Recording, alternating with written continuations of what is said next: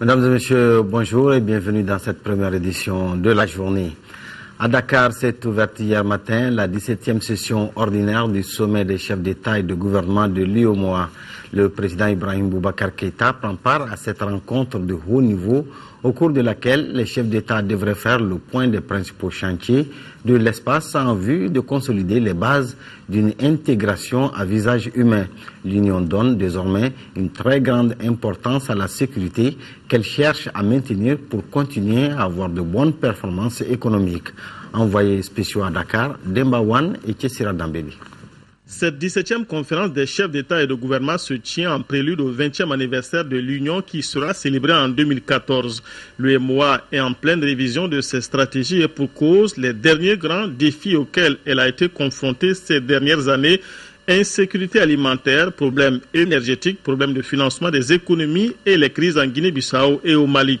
Aujourd'hui, un président démocratiquement élu au Mali après la libération du Nord prend part au sommet de l'UEMOA. Je voudrais saluer très chaleureusement le président malien, son Excellence M. Ibrahim Boubacar Keïta, qui participe pour la première fois à nos travaux et dont la seule présence parmi nous est un témoignage éloquent de la victoire historique que le peuple frère du Mali vient de remporter. Le bon déroulement du processus électoral qui a permis au peuple malien, après une longue et douloureuse épreuve, de confier sa destinée à l'homme de son choix, est un couronnement, un véritable triomphe pour la démocratie et un motif de fierté profonde pour toute notre Union. Les chefs d'État feront le point de 4 chantiers de l'espace. Un sur l'énergie confiée au président Yahi Boni du Bénin, un sur le financement des économies confiées à Alassane Ouattara de Côte d'Ivoire, un 3e chantier sur la sécurité alimentaire confié à Mamadou Issoufou du Niger et enfin un 4e chantier sur la paix et la sécurité confié à Macky Sall du Sénégal. Selon la présidente du Conseil des ministres de l'UEMOA, Mme Bouare Fili Sissoko, l'UEMOA a rompu avec les faibles performances économiques malgré les crises, 6,5% de taux de croissance en 2013, loin des contre-performances de 2011, mais la paix et la stabilité restent déterminantes. La reprise entamée au sein de l'Union en 2012 se poursuit en 2013 avec une nouvelle estimation de croissance aux abords de 6,4%. La croissance serait portée principalement par la hausse de la production agricole, l'essor des activités extractives ainsi que l'accroissement des investissements dans les infrastructures de base. La consolidation des acquis et l'amélioration du bien-être économique et social des populations requièrent le renforcement de la paix et de la sécurité dans notre sous-région. À l'issue de ce sommet, on s'attend à la signature par les chefs d'État de 3 actes additionnels, l'un sur la paix et la sécurité comme une des politiques de l'UEMOA, l'un sur le développement culturel au sein de l'espace et l'autre sur une agence de sécurité dans le domaine de la navigation aérienne. Le gouvernement peut désormais légiférer par ordonnance jusqu'à l'installation des nouveaux députés. Hier matin, les parlementaires maliens ont approuvé le projet de loi par 110 voix pour, 0 contre et 4 abstentions. Les ordonnances pourront concerner les accords internationaux, la loi des finances et les statuts des professions juridiques et judiciaires. Un reportage de Moïse Traoré. Le gouvernement est autorisé à prendre certaines mesures par ordonnance. C'est à l'unanimité des députés que l'aval est donné à l'exécutif. À la suite des débats, les élus favorables sont 110, 0 contre et 4 abstentions.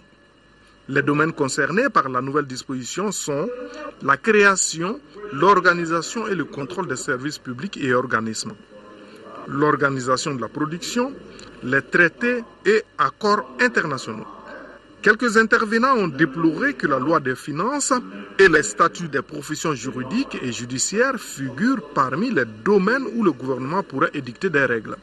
Il ne fait pas un jour sans qu'un citoyen de ce pays se plaigne ou d'un avocat, ou d'un notaire, ou d'un huissier, ou d'un commissaire-priseur indélicat, qui fait des choses que son statut ne doit pas lui permettre de faire, mais par rapport auxquelles il n'y a même pas de règles de sanctions dans le statut lorsque vraiment le comportement est inadmissible. En un mois au département, je peux vous dire que j'ai au moins 300 réclamations des citoyens contre les professions juridiques et judiciaires, et c'est des indélicatesses franchement qui sont inacceptables. Dans ces articles 74 et 77, la Constitution malienne accorde la possibilité au gouvernement de demander l'autorisation de légiférer par ordonnance des mesures qui sont normalement du domaine de la loi. Le président de l'institution a informé les parlementaires de la publication du premier numéro de la revue de l'Assemblée nationale, un hémicycle qui vient également d'obtenir une fréquence radio. Toujours par rapport aux députés, la Cour constitutionnelle a rendu hier matin son arrêt sur la validation des candidatures au titre des élections législatives du 24 novembre prochain. Sur les 427 listes déposées auprès de l'institution, 10 ont été rejetées. Retour sur les travaux qui étaient présidés par le président de la Cour constitutionnelle. Un reportage de Aluseni Mega. Ça y est, les 9 sages de la Cour constitutionnelle ont rendu leur arrêt sur la validation des candidatures législatives du 24 novembre prochain. Sur les 427 listes déposées, seulement 10 ont été rejetées. Article 1er. Déclare irrecevables les requêtes de Moussa Traoré, de Drissa Koulibaly et de Almadan Ibrahima, enregistrées sous les numéros 249, 295 et 298. Article 2. Déclare recevable en la forme la requête de Aminata Diallo, au fond la rejette comme mal fondée. Article 3. Déclare recevable les requêtes de la première vice-présidente du RPM et du président de l'ADP Maliba, enregistrés sous les numéros 287 et 289. Article 4. Déclare non valide les candidatures ci-dessus. Circonscription électorale de la commune 5 du district de Bamako. Liste RTD, Oumou Bokoum, Mariam Traoré, Bourama Koulibaly. Circonscription électorale de la commune 4 du district de Bamako. Liste MCIC, Aminata Traoré, Sekou Fantamadi Diarra et Alassane Dougouré. Circonscription électorale de la commune 6 du district de Bamako. Liste PACP, Mahamadou Diallo, Kadiatou Doukouré, Yaya Koulibaly. Liste MCIC, Suleiman Diarra, Djenebou Diakité, Oumar Sidibé. Circonscription électorale de Yorosso, liste CDS, Baba Bouakar Keita, Koulumban Dambélé. Circonscription électorale de la commune 1 du district de Bamako, liste indépendante, Khalifa Koulibaly, Salimata Nassoro. Circonscription électorale de Banamba, liste Asma, CFP, ADP Maliba, Aliou Sempara, Sekou Sila. Circonscription électorale de Tenenkou, liste RPM, Aboubakar Meyenta, Oulemata Tamboura. Circonscription électorale de Nyoro, liste ADP Maliba, Idrissa Koulibaly, Cheikh Siditara Diallo, Aliou Ndiaye. Liste Kouraï, Aboubakar Dabo, Abdoulaye Keita, Maniakale Diawara. Les motifs de ces rejets sont nombreux et variés.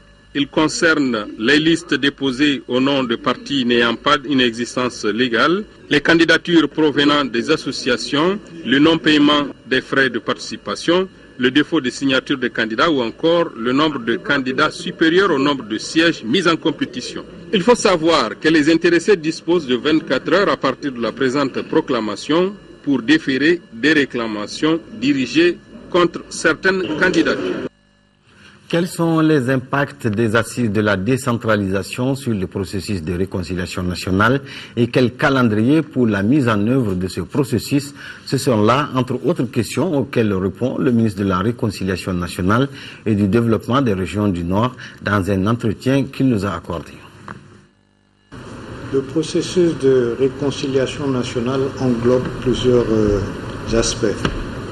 Le premier aspect consiste à élaborer un mécanisme institutionnel visant à renforcer les pouvoirs des collectivités décentralisées afin que celles-ci soient en mesure de mieux prendre en charge les intérêts et les aspirations des populations locales. Nous avons fait durant les États généraux de la décentralisation le bilan de près de 2 décennies de processus de décentralisation. On a identifié les insuffisances et on a également dégagé les pistes pour une meilleure appropriation du processus de décentralisation. Les conclusions des États généraux de la décentralisation seront versées au débat que nous allons organiser dans une dizaine de jours concernant les Assises nationales du Nord. Il y aura également à l'ordre du jour des Assises nationales sur le Nord le plan de développement accéléré des régions du Nord qui a été élaboré, qui est finalisé et que nous avons validé avec les partenaires techniques et financiers. Ce plan-là vise à corriger les insuffisances, les déficits de développement dans les 3 régions du Nord. Nous sommes en contact avec tous les groupes de manière informelle, parfois c'est formel, et le processus avance. Au niveau de la région du Kidal, il y a les chefferies traditionnelles qui ont adhéré au processus de discussion que nous avons entamé. Elles ont continué à organiser des rencontres intracommunautaires qui ont permis à leur niveau de forger un consensus pour un dialogue national avec les autorités et pour une sortie de crise négociée. À Ouagadougou, quand j'ai expliqué la démarche du gouvernement, j'ai senti au niveau de ceux auxquels je parlais un grand intérêt et même une envie. Ils étaient étonnés d'apprendre que ce que nous disions pouvait permettre d'aboutir à quelque chose qui pouvait entrer dans le cadre de leurs revendications. Nous allons inlassablement discuter avec toutes les parties prenantes pour les amener à adhérer au processus. D'ici le 8 novembre, nous aurons pratiquement bouclé la boucle de la préparation des discussions, des négociations. Le 8 novembre, nous serons prêts à discuter avec l'ensemble des parties prenantes sur la base des recommandations des États généraux de la décentralisation, sur la base du plan de développement accéléré des régions du Nord. Le ministre de l'Équipement et des Transports, le général Abdoulaye Coumaré, a lancé hier matin à Faladje la 11e semaine nationale de la sécurité routière. Cette année, il s'agira d'attirer l'attention des chauffeurs et conducteurs routiers sur leur rôle et responsabilité dans la préservation des vies. Au cours de cette semaine, plus de 500 d'entre eux seront formés et une caravane sillonnera le district et les régions pour sensibiliser sur la sécurité routière. Le compte-rendu de Boubacar Sissoko.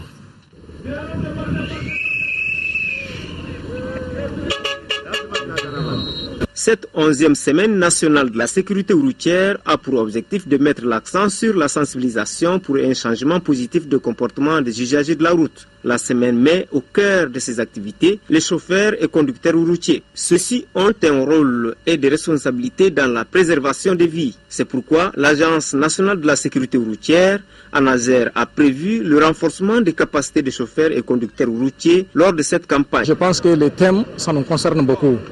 Maintenant, on lance un appel à tous les chauffeurs et conducteurs routiers du Mali de respecter les textes réglementaires, de respecter la code de la route, pour que non seulement tu vas te sauver de toi-même, tu vas sauver la vie des autres personnes.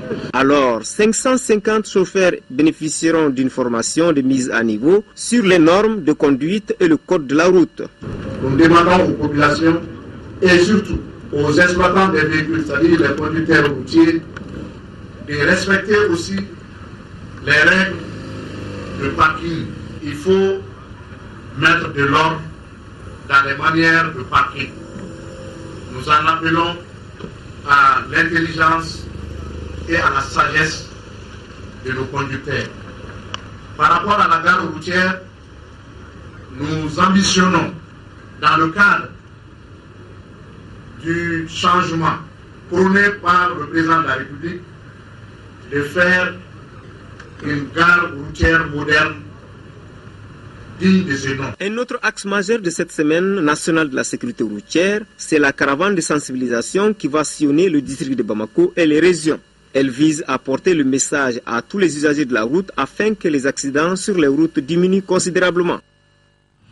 Soba ou la grande famille, c'est le titre d'un long métrage dont le coup de clap officiel a été donné hier matin à Nyarela par le ministre de la Culture Bruno Mega. Ce film de 120 minutes réalisé par Suleiman Sissé est une production des films Sissé. L'œuvre traite de la problématique du foncier dans notre pays à travers une histoire entre deux familles d'un vieux quartier de Bamako où l'une s'est vue expulsée de sa maison paternelle. Modibo Soiré a assisté au premier coup de clap et voici son reportage. Soba 1, prise 2.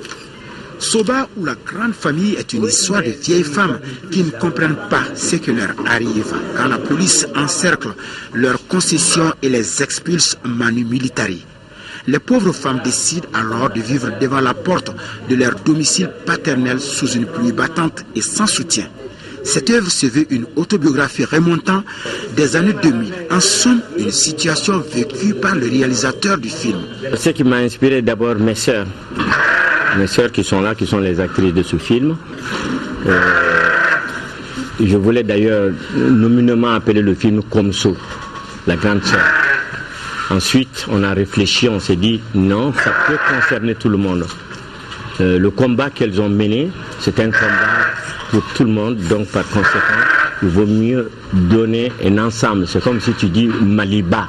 Dans le film, les expulsés résistent aux caprices de la nature et surtout des hommes pour défendre coûte que coûte ce qu'elles considèrent comme leur droit. L'affaire est portée devant les tribunaux afin que justice soit rendue. Les problèmes de foncier sont très complexes. La grande famille, c'est l'entité. Donc, tout est lié. Toutes les familles sont liées. La problématique du foncier ainsi que la protection des biens immobiliers sont au cœur de ce film. Des sujets qui interpellent de façon récurrente les autorités chargées de leur gestion. Bref, ce film est un cri de cœur de l'auteur pour exprimer un souhait, celui de la transparence en matière de foncier. Soba, qui au dire de l'auteur, du réalisateur, pose l'acuité de la problématique du foncier au Mali, problème d'actualité qui est l'une des préoccupations majeures du gouvernement dans le sens d'une meilleure gouvernance et d'une meilleure gestion du foncier. Soba, une production des films Sissé qui mobilise une centaine de comédiens et autres figurants, n'est pas moins une ambition pour les prochains rendez-vous cinématographiques. Fin de cette édition, merci de l'avoir suivi. Prochain rendez-vous d'infos, ce serait le soir avec Ibrahima Djombele. Bonne suite des programmes de l'ERTM.